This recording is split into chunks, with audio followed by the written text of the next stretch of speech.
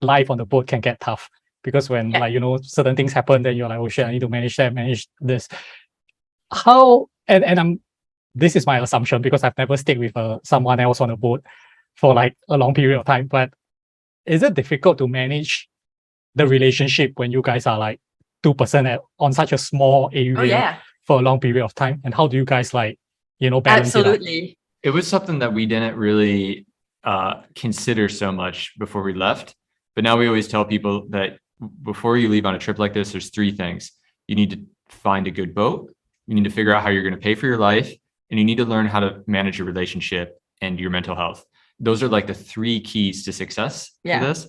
And the third one is often forgotten. It's often forgotten just normal life. I'd say. And also, there are not a lot of tools out there to help you navigate, because not a lot of people really talk about how difficult it can be for a romantic relationship when you live on board in an environment that can be so triggering at any point in time. The boat has this thing where it breaks at any time, usually at the most inconvenient moment. So you live in this environment that's very triggering. And then you start feeling all of the roles in your partner's lives. So if you compare it to a traditional life on land where, you see your partner in the morning, in the evening, and in the weekends, and in between you go to work and you see your friends and you have your activities, maybe you go to the gym and you work out. On the boat, you do all of those things with your partner. The waking up in the morning, the working, the seeing friends, the working out. Like you're on top of each other all of the time. So we've tried to, so like you are everything to your partner, but you also need to have your own life, which is something. So I try to like equate this to people. When you live on land and have normal jobs, you maybe see your partner for like a half an hour in the morning. You have breakfast, you're getting ready for work, you leave. You're at work, so you're typically apart from each other 8 or 9 hours a day. And then you have some maybe extracurriculars after work. You go play sports with the guys, or you have your own clubs or something. So maybe you see each other for a couple hours at night, and then you go to bed and you do it all over again. And then you see each other on the weekends for a bit, and that's life. So it's actually not that much time that you spend together if you add it up in a week, because you're sleeping and you're working and all this. But for Sophie and I, we are together 24/7 nonstop. We work together on the boat. We are each other's counterparts when we're sailing. We're crew members to each other. We're colleagues. We have to be best friends to each other. We're each other's nurses and psychologists. Yeah. So it's a lot. Sometimes you're the emotional punching ball. So it's a lot. It's a lot. And so what we've learned is that sometimes in the boat you just go and you make your own space, or sometimes you go to land. And sometimes when we meet friends, you'll go and have a girls' day. I'll have a guy's day with the people that we meet. But then one of the best things that we've done in the last year and a half is we've started taking our own extended breaks. So this is going to sound controversial. But so Sophie's gone to France.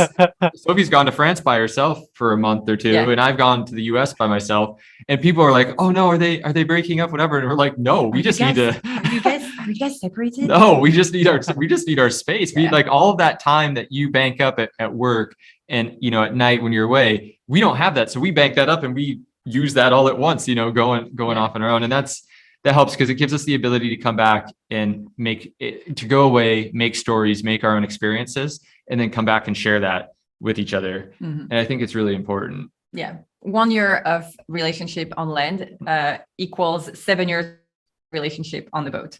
That's how intense it is. Maybe that's the other way around. 1 year on the boat is like 7 years on land. Yeah, you're right. Okay, we understand. But okay. This is very interesting because I think 2 points that when I heard about what you guys are saying, one is that if I compare it, even if we are not talking about the general couple, right? Let's say a traveling couple that is spending a lot of time together because they are moving on land together, and then maybe they are working at a co-working space and everything. The ease of it is that if at any time they are so-called tired of each other, you can just go and spend the day doing whatever you want, right? You can be like, okay, I'll go and do what I want, and you can go and do what you want. But you guys are stuck on the boat, so you can't really be separated too much. That's one thing that I thought was really a step further.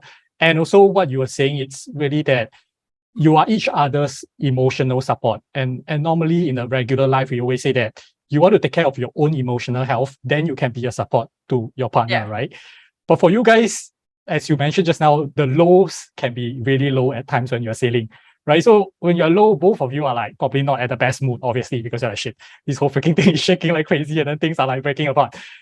And then having to maybe cope with each other's like so-called worst self, it's a very challenging task, I imagine. But I can also foresee that this strengthens the relationship a lot when you get past it.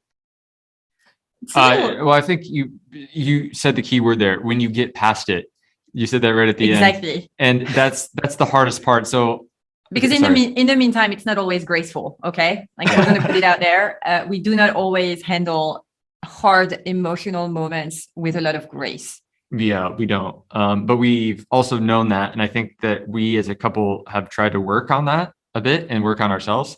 It doesn't always work out as we worked on it. We're not role models. We don't consider ourselves role models. But the thing that we do is that we talk about it very publicly.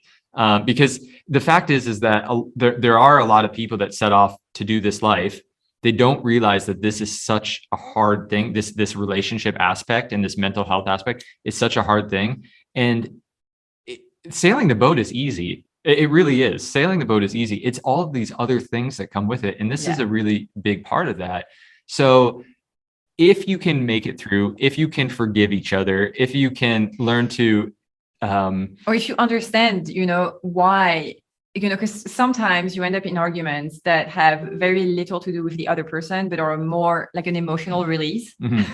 And if you can understand what's going on. And if you can understand that in this moment, you were not your best self because you had an emotional release, then you can move on. You're like, okay, this was really bad. I was not my best self. This was a very hard moment for everybody. Let's just move on. And that's happened a lot. Mm-hmm. I just want to throw this out. I'm not sure if it's going to be useful for you guys, but I heard about this. It's obviously not useful for me because I'm not attached. But there was this podcast I heard from this guy that, so basically there's him and his wife, right? And sometimes they get into debates across business stuff or anything, but they have this coin that they each hold. I think on the coin it writes something like "I love you" or something like that.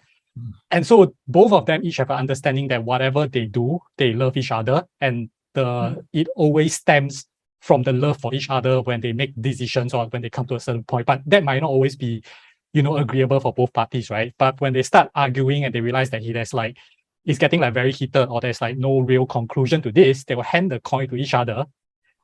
And then they will know that, and then it will like go back to basically from the emotional mind of debates to the practical sense of understanding. Yeah, regardless what we are debating about, the decisions or the perspective that we're putting in is stemming from the love of each other. Oh, that's very sweet. Yeah. I wish I was that big of a person. I think though that now you say that, I'm just thinking about some recent discussions we've had. And I think that we have that understanding. And sometimes it is interesting because we'll be very heated about something and something just clicks with us and we're like, okay, that was bad. We really love each other. That was a bit bad. Let's just stop and like because it is, it's interesting in a home in which Sophie and I have lived together, but not for very long. And it was at the very beginning of our relationship. So that's the easy part. But when you're on the boat, it's very difficult to go somewhere if you're in an argument. So if you're in a house and in a community that you have shared, or in a community that you have a big support network, and you can walk away from the discussion, go hang out with a friend, have some time to like rethink and talk about it. We don't have that. We don't have that space to go. We don't have that strong support network that follows us around. So we have to be that to each other too. So you really have to take it up like a lot. You have to be a bigger person very fast, and that's not always easy. Yeah, I can see you guys obviously have the practical understanding of it, right? So it's always like the heat of the moment, it's always hard to like suppress that, and having like a physical token or something that symbolizes that makes it a very easy action to basically calm yourself down. I think that's like the point of it, because you guys obviously know the practical side of it, that this is like just part and parcel of it. The practicalities we've got figured out. I think it's the execution we're still working on. So we're really practical when we're calm. It's just that we still got one more element we're trying to